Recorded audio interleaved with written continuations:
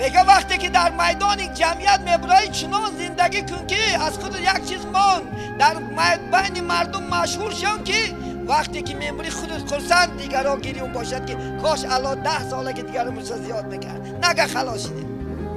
همین شعار که زندگی کنه برادر اسلام گرده نخدا خواهد انشاءالله. بیاین بخت بیاید شوخی ها نکنین، زندگی ها پولشون قرض نخطو دستین، پولاتون خدا تو مانده نتیم، پولاتون قرض رسیده خوش رو بخورید، خوش رو بپوشه.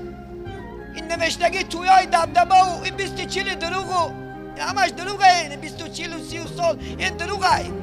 کدام رو 3 موی سفید رفته است پیشی رئیس ناحیه رفته شکایت کردن که رئیس جان ما از مردن مترسیده سادیم که بچه ها ما را گور کرده بتونه بینه. امروز مردخانه چایخانه تیار، بنان ششنیک است، سمبوسه است.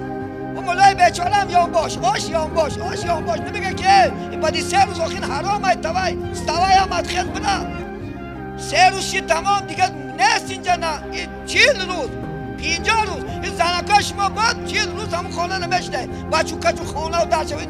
این سنت نیستین، این ترک واجب می شود. شوش خدمت کردنش بچهش تربیت کردنش واجب بود. این اولا چی مردم گم بزند تو یافتی اونجا چای خونه خدا خواهد 40 روز آرد نمیخری، 40 روز شکمک زید فربی میشه برای یانباش بزنی نخره مرده. مردن زیافت کشیدن مکروه تحریمه. شما کتابای